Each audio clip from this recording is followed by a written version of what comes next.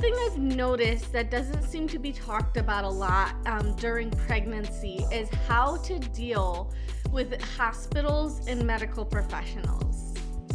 I wanted to chat about this today because, as many of you know, I am 28 weeks pregnant with a little one on the way. And because of this, I think that this is an important conversation that needs to be had, is dealing with medical professionals and understanding, like, okay, why are we taking the course of action that we're taking? What is this going to look like? Like, before I had gotten pregnant, I had no idea what it was going to look like when I went to the doctor's office, and I had kind of figured it would just be like my other doctor's offices. I think it was very different in a couple of ways, and I will talk about that a little bit more detail later.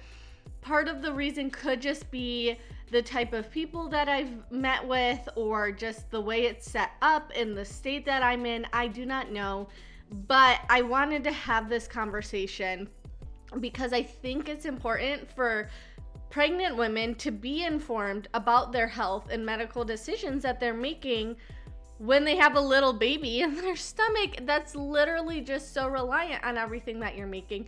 And also, I think it's just important for everyone in general to make informed decisions. So let's chat about it. First of all, I just wanted to start out by saying my family is full of medical professionals. My Opa, my mom's dad, is a doctor. My father's a nurse. My sister's studying to be a nurse. My grandmother was a nurse. And so I obviously have a lot of respect for people in the medical industry. And I think because of the fact that my dad and my grandma and my Opa were in the medical industry, the nuances and ethics that go on in the medical field and industry were talked about at the dinner table as like a normal topic of conversation, just like anything else. And I also have an uncle who works semi in the medical industry as well. And so this topic of conversation is all the time had at the dinner table. And so I'm very aware of a lot of these conversations of medical ethics and patient confidentiality and talking with the patient and explaining risks and benefits, and then those type of conversations, because that was happening as I grew up. Now, I will say, as someone who has a lot of family members in the medical industry, I will say, for the fact that they are in the medical industry does not mean that they align with everything that the medical industry pushes or does, or like specific procedures that hospitals decide to put into place. And I think there's a lot of doctors and nurses out there just like that who don't necessarily agree with the manner in which hospitals have decided to move forward. And I heard about this growing up, how a lot of hospitals are there to make money, obviously, as they are a business, and how they can kind of use and abuse like certain procedures and stuff so that way they do make more money. But it can sometimes be at the expense of this individual maybe not knowing what's going on and what decisions they're making for their body and not being truly informed. So it's definitely been a conversation in my family. When I went to my first pregnancy appointment, I just actually had kind of assumed that, okay, you go to your first appointment, they automatically are going to give you an ultrasound, that automatically they're going to sit there and explain like, hey, in this appointment, we're kind of going to want to push this. In this appointment, we're going to talk about this conversation, and kind of explain what was coming ahead until labor, so that way I could be mentally prepared for the conversations we were going to have, and could kind of talk with some other medical professionals like my dad and other people who are very naturally minded, so that way I could approach these topics in a way that I felt would be best, and just best for the baby's body and my body. However, there was no such conversation in the beginning. They kind of just, I can't even remember, but they just basically handed me a booklet. And then we're like, okay, go in here. We got some blood work done. I did my urine test. The lady came in and did the heartbeat. And so I got to record that, and that was fantastic and great to hear. And she asked if I had any questions, And at the time I was like, okay, I hadn't, pulled together any sort of questions for you, just yet or whatever. And I think in that first appointment, she explained something about testing for basically like anomalies, genetic testing. And actually, in that conversation we had, it was a very good conversation. She was like, listen, some people choose genetic testing, some people don't, and here's like kind of the risks and benefits of it. And it was a very brief conversation, don't get me wrong, but she at least like sat there and was like giving both sides of the issue to me. And then I was like, okay, I'm gonna go ahead and decline that for now. Kind of talk about it with some people and whatever. So I left that first appointment very glad that they seemed to have a lot of stuff that encouraged, the mother's intuition, and some stuff on the wall encouraging breastfeeding, which I appreciated because that's kind of where my perspective is at. But in the following appointments, and even in the first one, there was just a lot of, I think, miscommunication. And part of the reason is I'm used to going to the doctor's office yearly, and so I feel very confident going to a hospital or a doctor's office. I'm not really one of those people who's like, oh my goodness, and hospitals make me so weirded out because there's, sick people. I've been to hospital millions of times. I do not get weirded out. I don't care. It does not bother me.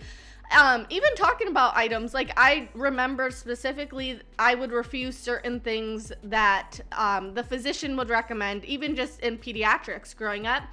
And so there was like certain things that we just didn't feel comfortable doing.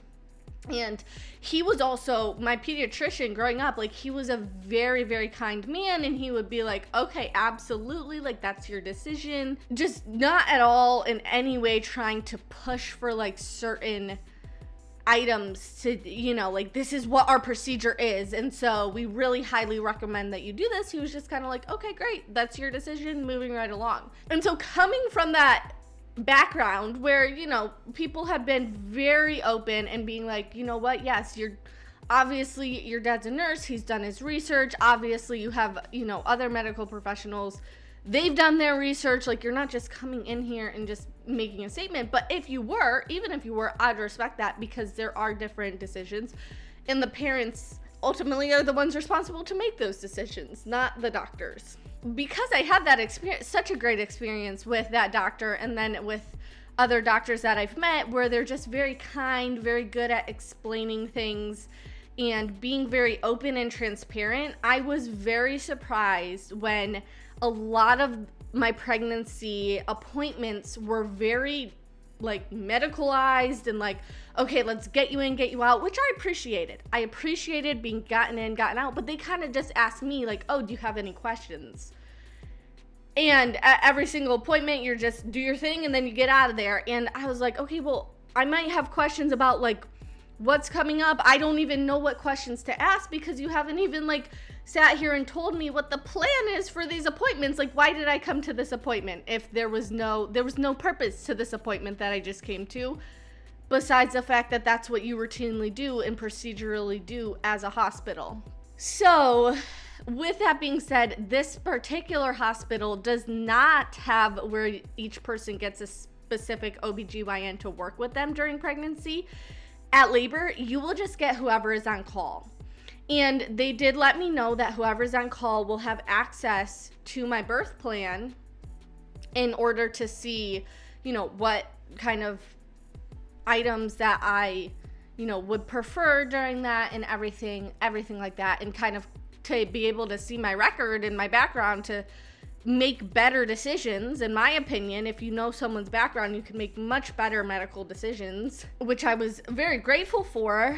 But I will say I was a little bit hesitant because I'm like, okay, if I'm not having these conversations with this OB, like, that's fine if they actually know this, but I don't want to be sat in here in labor and have people coming in every 5 minutes and being like, do you want this? Do you want an epidural? Do you want to have this done? Like, that disrupts the whole laboring process. Like, that's not the purpose of what you're supposed to be doing at that time. Like, you aren't supposed to be having these risks and benefit conversations at the time. Like, in my opinion, these are conversations that you have beforehand. You've set up the patient for success.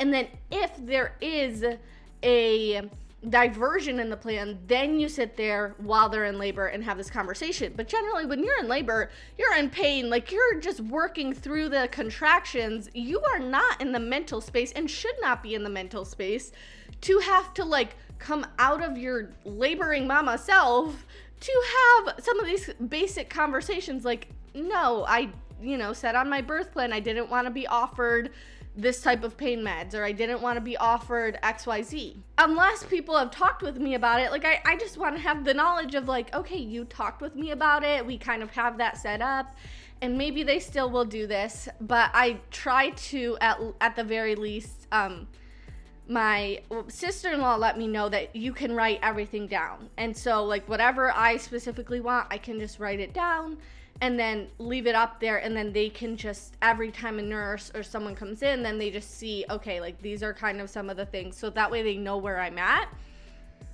in understanding the process and everything, instead of just making it very procedural. Because that was something that the nurse practitioner that I was meeting with was like, oh, well, we're fine, we will take care of you, we'll just do standard procedure.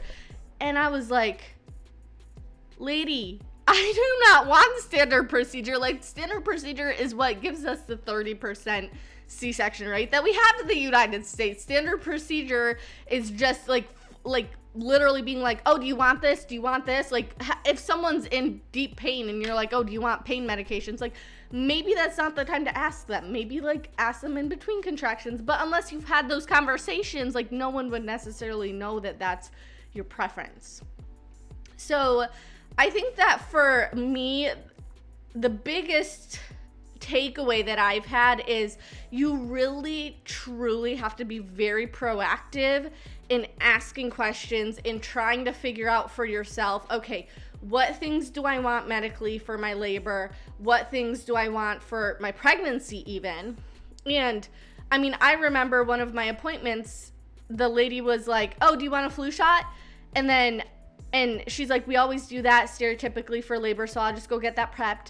And I was like, wait, I don't know if I want that or not. And she's like, oh, okay. And she kind of didn't even ask me. She just kind of went for whatever she was doing for the normal procedures, and then like waited for me to respond. And I'm like, oh, you're talking about right now? Like, why would I want to make that decision right now immediately? Like, you haven't even given, she did, to her credit, she told me, there's no risks at this stage in pregnancy, but she didn't even give me a list of benefits. I'm like, why am I taking this? No one has told me the benefits. Like, why would I take something without knowing what the benefits are? That doesn't make logical sense to me. Now, it could just be because I'm in West Virginia that the hospital is very just procedural and everyone just is obedient and follows every single procedure or something and doesn't have questions. But the next couple times I did try to bring a list of like some questions about the hospital C-section rate and the OBGYNs, and as it progresses, I think I'll probably try to press into what their standard procedure is, because I'm like, I just want, like, just tell me what it is so that I can be mentally prepared as to like how I want to approach how I'm gonna react in that. Like, is this standard, like, what I need to know what the standard procedure is so that I know what I want to decline and what I would like to be fine with following standard procedure for. So I just thought that was very interesting. For the most part, in most of my life, like, I've had a great experience with hospitals. Like I've said, like, the majority of people that I met, like, they have great doctors who work with them, who are like, okay, this is like your situation, so here are some of our alternatives of what we can do because we're at this stage. And I think that in my pregnancy, I'm not quite at that stage yet where I need to be making nuanced decisions. As I get there, I want to be set up for success, that I can feel like, okay, you know what? If something happens, like, let's say my baby's breech. If my baby is breech, then I know, okay, do you have a OBGYN who will deliver breech babies vaginally? And then I can know, okay, you don't?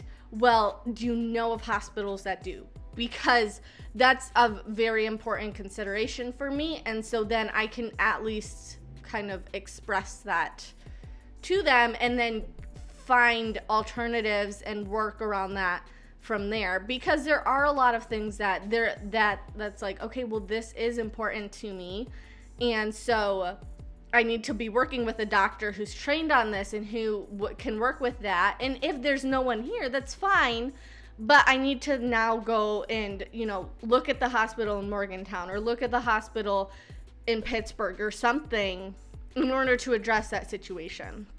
So up till now, I've had a low risk. I'm just a normal pregnant person, which is fairly stereotypical, like most people are. And so I haven't had to deal with any of that yet. But I do want to be prepared for if I do have to deal with kind of like a confrontation of, hey, here are some alternatives. Here are your options. And so far, they've kind of just explained, like, not really given it to me as options, but more like, here's what we're gonna do. And I'm like, well, wait, can I have the alternative? Like, can you let me know the alternative here? Like, what's going on? And so, or like the reason behind why you're doing that would be great. Like, just a quick explanation of why. And that's fantastic. Fine with that if you're gonna give an explanation. But please give the explanation. So if you are doctors or nurses out there, please do the service of just asking and presenting, because it really is. It's options. You can choose to take this or you cannot. Like, the patient does have the choice, and I do know that because I grew up in a family where there were healthcare professionals, and that's how you treat your patients. You give them the options that they have, and you explain the risks and benefits of each and what one you would recommend. And so then they can then be like, you know what, your recommendation sounds great, gonna go with that. Or if it doesn't sound like something that they'd be interested in, they can be like, you know what, I think in my situation, the benefits for that just don't outweigh the risks. So I'm hoping that as I progress in my pregnancy, there will be some more of those conversations. If not, I will be sure to be proactive in writing down my own birth plan and then putting it out for the doctors and nurses to see, so that way they kind of have an idea of how they can approach me. And I'm sure that they'll be fantastic people. Several people from my church said that they knew fantastic, nice nurses who work there and help with labor and everything. So I am super excited, obviously, to be having the baby and going into labor. And I'm not really, as of yet, I'm not too worried about it or scared about it, but I definitely want to be on my game about, okay, knowing my alternatives, knowing my options, and making sure to ask and be proactive about, hey, what are my options? Do I have another option here? Like, what's going on? And being a little bit more prepared. So I'm hoping that I will be able to be a little bit more prepared. Each appointment, they'll be like, okay, next appointment, we're going to do this. And I'm like, well, why didn't you tell me that like 5 appointments ago? So that way I can be prepared. Like, hey, at this time, we're going to do this. At this time, we're going to do that. Because it is very different from hospital to hospital, as far as when they do certain procedures. And so just mentally setting people up, if you have a patient, it's very helpful for them, because then they can be like, okay, great, I can plan for that conversation when we have it. I can plan accordingly, like my schedule and everything. I don't just have, one appointment in advance to figure out my whole schedule. So, or figure out what I think about that or how I want to proceed with that, or if I don't want to proceed with doing whatever that procedure is. So anyway, I hope that this enlightened you to see a little bit of my story. I think if you are pregnant, very much come to the doctors and dealing with medical professionals with the realization, A, that they're people, B, that you do have options, okay? And you have to ask about those options, because they will just present it as, this is what we do. But you do have options, and so being informed and being able to be like, okay, hey, do I have another option here? And can you give me the risks and benefits of that option as well? And then, choosing to go with your conscience and what you feel would be best for your body and really what's most natural for your body and for baby's body as well. So I appreciate you listening in. I hope this enlightened you, and I talk about being intentional in life, especially rooted in God's Word. And so if that's something that interests you, go ahead and click that subscribe button, because that really helps me to get this video out to more people and help out even more people. So if you enjoyed this content, a like and a subscribe would be fantastic. Thank you guys very much.